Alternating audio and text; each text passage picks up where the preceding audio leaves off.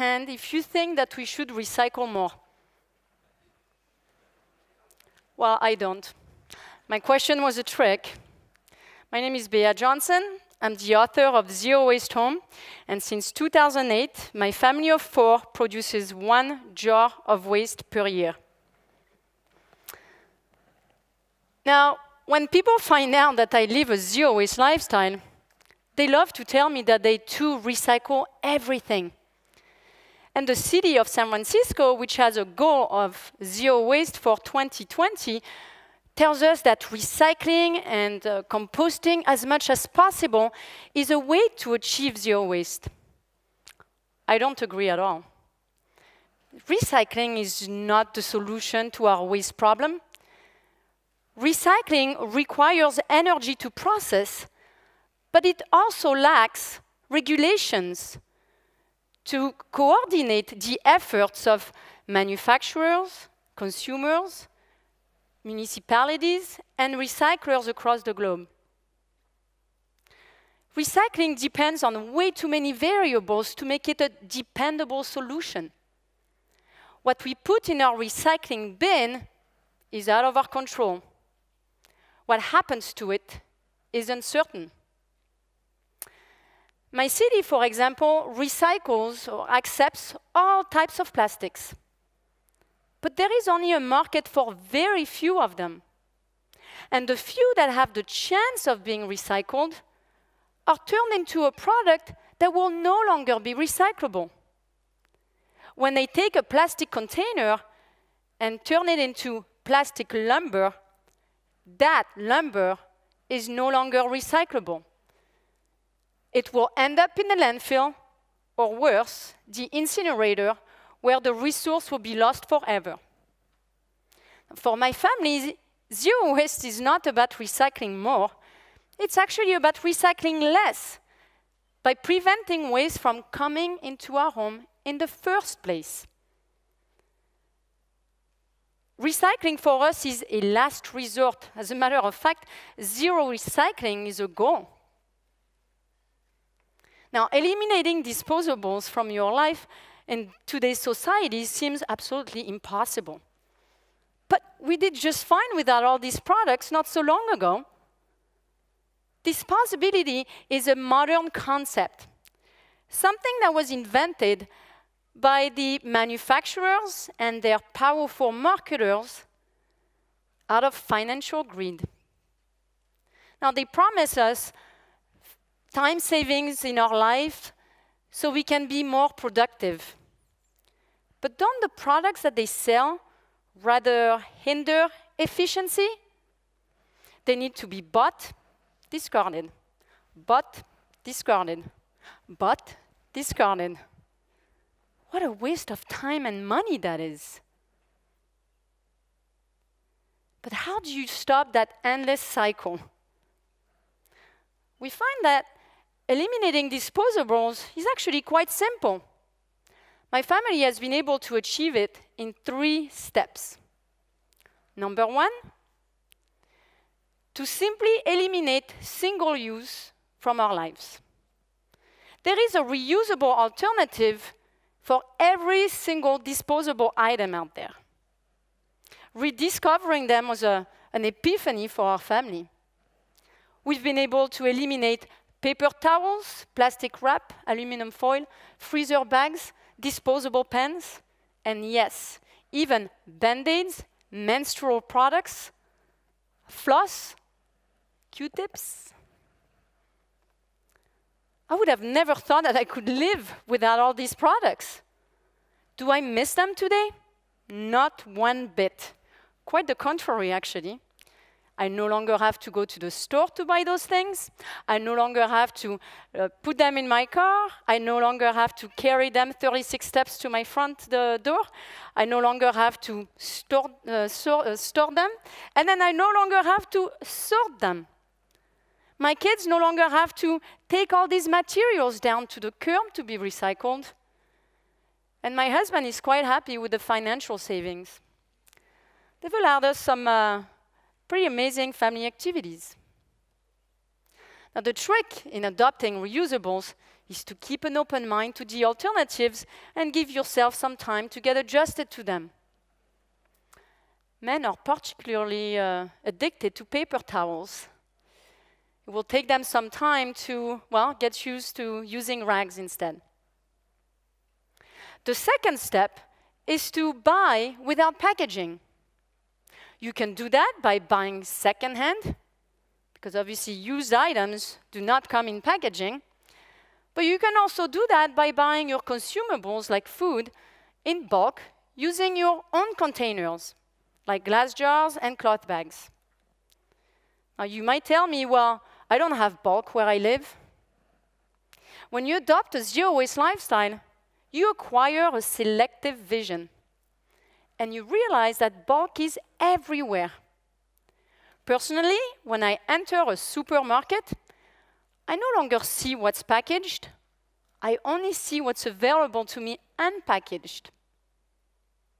But I've created a bulk locator to help people find bulk locations near them. It's on my website, zerowastehome.com. It points to thousands of locations worldwide. And it lets people that find those locations share them with the zero-waste community. The great news is, bulk is exploding right now. My book has inspired the opening of countless unpackaged stores throughout the world, like Unverpackt Kiel, which was Germany's first bulk store. And then Natürlich Unverpackt in Münster itself.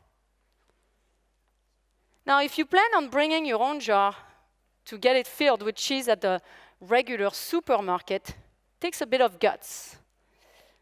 The trick there is simply not to look at the stuff in the eyes. So you arrive with your jar and you say, "Hi, may I please have 500 grams of, well, this brie right here, in here." Act as if you've done this your whole life. I promise they will not refuse you. The third step is to simply stop accepting freebies. Because consuming doesn't just happen through the act of buying. It also happens through the act of accepting things that are handed out to us.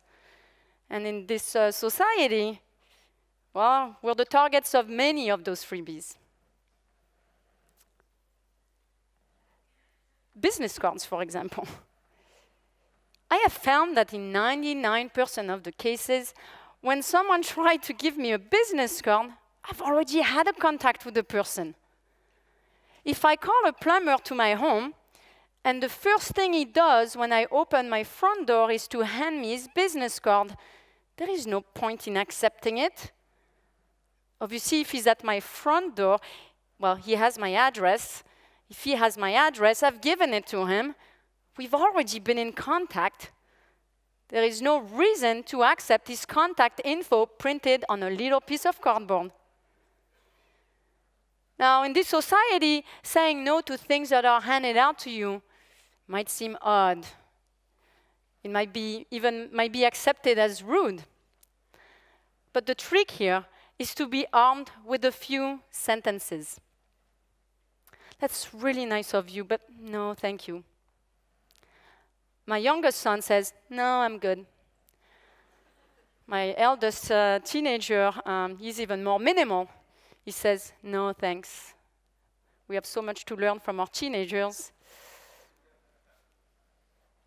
Accepting is condoning, just as buying is voting. Every time we make a decision, we have the power to support a practice that is either sustainable or one that is not. Every time we buy or accept disposables, well, it's a way for us to perpetuate not only this unresolved recycling system, but also all the practices that the materials entail. Did you know that BPA, contained and released by some plastics into food, has been linked to cancers and smaller penises in infants. Yes, I just said that. Now, that means that when you buy that plastic packaging, you not only condone the depletion of natural resources and that unresolved recycling system, but also the use of toxic materials. Basically, a world filled with small penises. But you also condone the use of taxpayer money to manage waste, instead of fund more useful programs like schools, libraries, transportation infrastructure, land conservation. And on a personal level, well, every time you spend your money buying something that is disposable, you use it, then throw it away, it's literally throwing your money away. Or a portion of that trip you've always wanted to take, or that retreat you've always wanted to go on. On the other hand, when you eliminate single-use from your life, when you buy without packaging and you stop accepting freebies, then you vote for a healthier, more sustainable, unpackaged world for our children. But better yet, you'll discover a better you. You'll free yourself from the fictitious needs that the marketers have created in our society. You will no longer spend time and money buying and disposing of items, but focused on what matters most. You'll have time to spend with friends, with family, a hobby. You'll have money to fund your dreams. Raise your hand if you think that we should recycle less and live more. Thank you.